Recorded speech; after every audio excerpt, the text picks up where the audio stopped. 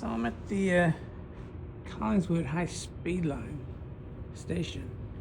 I just missed the train, so I thought I'd make this video that I've been meaning to make for a while about how newspaper stands are no longer here. This is where they used to keep the newspaper stands. See those hooks on the wall there? That's where the newspaper stands were connected. And, you know, they've been long gone.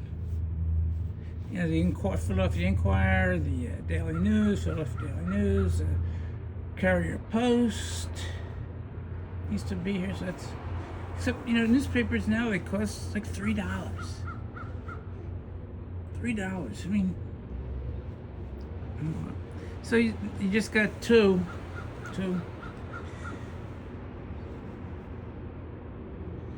And then this is, I don't know what this is.